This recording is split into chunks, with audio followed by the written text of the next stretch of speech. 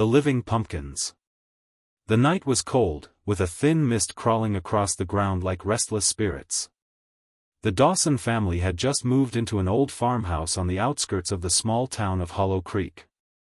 The house itself looked harmless during the day, with white walls and a red roof that seemed to glow in the sunlight. But when the sun dipped beyond the horizon, the house took on a different character. Its wooden beams creaked like bones shifting, and the shadows inside grew darker than night itself. The Dawsons were a family of four: Richard, the father, a man of quiet strength and deep skepticism; Marlene, the mother, warm and hopeful, always trying to make the best of every situation; and their children, Jacob, an adventurous boy of 12, and Lily, a timid girl of 9 who clung to her mother's hand whenever the wind howled outside. Behind the house stretched a massive pumpkin field, rows upon rows of orange orbs sitting silently under the pale moonlight. They belonged to the property, included in the deal when Richard bought the land. The previous owner, an old farmer named Clyde Miller, had passed away under mysterious circumstances the year before. Some locals whispered that Clyde was found in the middle of the pumpkin patch, his eyes wide open, his mouth frozen in a scream that seemed too terrible for the living. But Richard waved the stories off as superstition. On their first night in the house, Marlene tucked the children into bed as the wind rattled against the windows. Jacob asked if they could carve a pumpkin the next day. "We'll make the scariest one ever," he said with a grin. Lily, however, shook her head and whispered, "I don't like them, they're watching us." Her mother laughed softly, brushing it off as a child's imagination. But Lily wasn't wrong. That night, as the family slept, the moon climbed higher in the sky, bathing the pumpkin field in silver light. Slowly, almost imperceptibly, the pumpkins began to stir. Their round bodies twitched, their thick stems bending like necks awakening from slumber. Faint cracks appeared across their skins, glowing faintly from within, as if something inside was pushing to get out. And then, the sound began, a low, guttural groan rolling across the field like the growl of a beast too big to be seen. Jacob was the first to wake. He sat up in bed, his ears straining. At first, he thought it was just the wind, but the sound was too deliberate, too heavy. He crept to the window and pulled back the curtain. His breath caught in his throat. The pumpkins were moving, not rolling, not pushed by the breeze, but crawling, dragging themselves across the soil with thick, root-like tendrils that snapped out from their sides. Their carved-like cracks widened, forming twisted mouths and hollow eyes that glowed with an eerie yellow light. Jacob stumbled back, his heart pounding. He wanted to scream, but fear pinned the sound in his throat. Down the hallway, Lily woke as well. She didn't go to the window. She didn't have to. She already knew. She whispered into the darkness, "They're coming for us." Meanwhile, in the master bedroom, Richard stirred in his sleep, dreaming of Clyde Miller, the old farmer. In his dream, Clyde stood in the pumpkin field, his body pale and bloated, his eyes black and dripping like tar. Clyde raised a hand and spoke in a voice that was more like the grinding of metal than speech. "Don't let them ripen. Don't let them feed." Richard woke with a start, gasping for air, sweat soaking his shirt. He rubbed his face and tried to shake off the nightmare. But when he glanced toward the window, his blood froze. A single pumpkin sat just outside the glass on the second floor, its glowing eyes locked on him, its jagged mouth twisting into a grin. The nightmare wasn't over. It was only beginning. The farmhouse walls groaned as if they too were alive, responding to the weight of something pressing against them. The air inside had grown colder, thick enough that every breath Richard and Marlene took felt like inhaling frost. Outside, the field of pumpkins writhed in unnatural unison, their glowing faces twisting into cruel shapes, mouths widening as though savoring the thought of fresh prey. Jacob bolted from his room, his footsteps pounding down the hallway. "Dad! Mom!" he cried, his voice trembling. Richard yanked open the bedroom door, his heart still rattling from the vision of Clyde. Marlene, half awake and pale, clutched Lily to her chest. "What's happening?" she whispered, though she already knew the answer in her bones. Richard tried to steady his voice. It's just kids' imaginations. Pumpkins don't move. But the lie collapsed in seconds.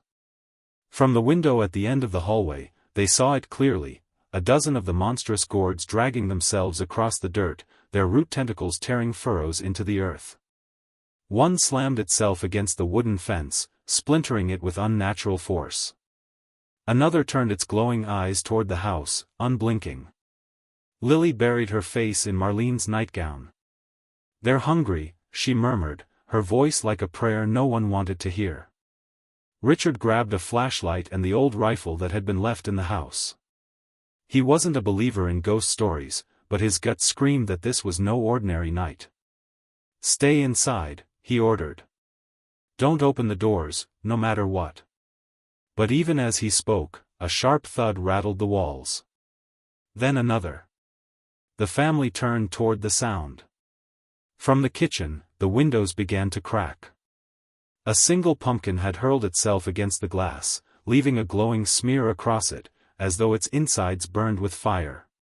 Jacob shouted, "Dad, they're trying to get in." Richard raised the rifle and stepped forward, but before he could take aim, the house shuddered again, this time from above.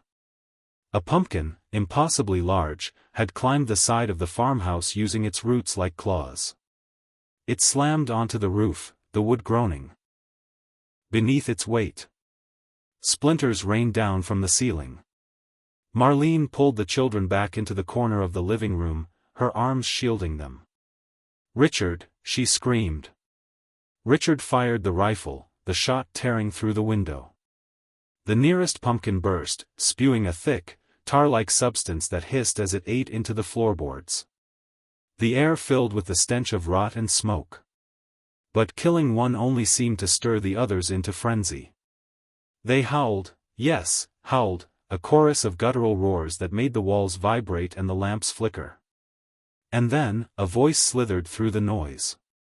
It wasn't coming from outside. It was inside their heads. "Feed us, or be fed." Marlene's face drained of all color. She held Lily tighter. Jacob clung to her arm, trembling. Richard staggered back, shaking his head, his hands still clamped around the rifle. "No," he whispered. "This isn't real. This can't be real." The voice grew louder. "Clyde refused. Clyde paid. You will harvest for us, or you will join us." At that moment, Richard remembered the dream, Clyde's pale figure in the field, screaming words of warning, "Don't let them ripen. Don't let them feed." The pumpkins weren't crops. They weren't produce. They were vessels. Richard snapped out of his shock. "We're leaving. Now," he barked. But escape would not come easily. As he pulled open the front door, he froze. The porch was crawling with them, pumpkins of all sizes, glowing and writhing, their roots twisting together like a nest of serpents. Their mouths split wider, jagged and grinning, drooling more of that black tar. One by one, they began chanting, their guttural voices weaving into an unholy chorus. "Join us! Join us! Join us!" Richard slammed the door shut just as a root lashed through the gap, slicing across his arm. Blood dripped onto the wooden floor, and instantly the pumpkins outside shrieked louder, their glowing eyes flaring brighter. They had tasted him.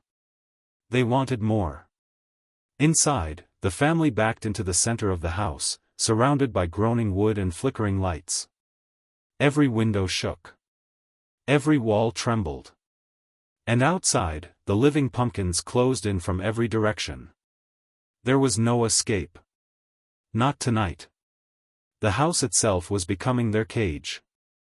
The farmhouse was no longer a home.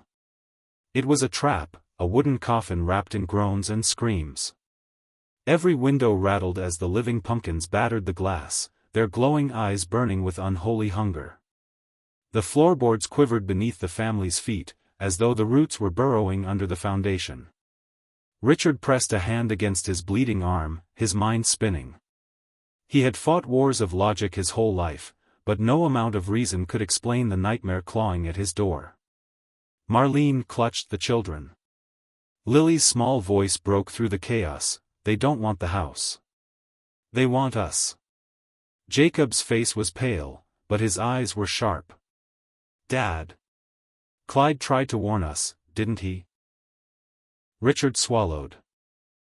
Richard swallowed hard. He remembered again the dream, Clyde's voice rasping, "Don't let them ripen.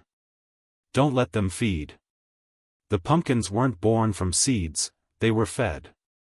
Fed by blood, by fear, by flesh. The family had moved into a cursed harvest. From the ceiling above, wood cracked. Dust rained down as the giant pumpkin that had crawled onto the roof split open. Its glowing guts oozed through the rafters like molten fire. Then came the sound of something wet dragging itself through the attic. Marlene screamed. "They're inside." The children cried as tendrils pierced the walls, curling inward like skeletal fingers. A pumpkin burst through the kitchen window with a deafening crash, its jagged mouth snapping open and shut like a predator's jaws. Tar splattered across the counters, sizzling as it ate into the wood. Richard fired the rifle again. The creature burst, but its remains crawled, roots writhing, glowing pulp slithering across the floor toward his boots. He stomped down, but the black tar clung to him, burning like fire. The chorus of voices rose in unison. Feed. Or be fed. The pumpkin surged, smashing through the windows all at once. Glass rained down. The family huddled together, screams drowned by the roar of monstrous laughter. Richard made a desperate choice. He grabbed the lantern from the fireplace and hurled it at the tar spreading across the floor. Flames erupted, orange against the orange glow. The pumpkins shrieked, their bodies writhing in fury as fire consumed them. For a moment, hope flickered. But then Lily pointed at the field through the shattered windows. The firelight revealed hundreds. Not dozens, not a handful, but hundreds upon hundreds of glowing, crawling pumpkins rising from the soil, rolling forward like an army of the damned. Their voices shook the earth itself. Join US. Join US. Join US. The fire was nothing to them. If one burned, 10 more rose. If 10 died, 100 more emerged. Richard's rifle clicked empty. The lantern lay shattered, flames devouring the floor. The farmhouse had become their pyre. The last thing the family saw before the smoke thickened was the roof splitting apart, the massive pumpkin overhead lowering its glowing, grinning maw into the living room. Its voice filled every corner of their minds. You are harvest. You are seed. You are ours. The screams of the Dawsons echoed into the night, carried across Hollow Creek. By morning, the farmhouse was gone, nothing left but charred wood, blackened soil, and a fresh, perfect crop of pumpkins glistening under the dawn sun. And in the largest one, sitting at the edge of the field, a face had already formed.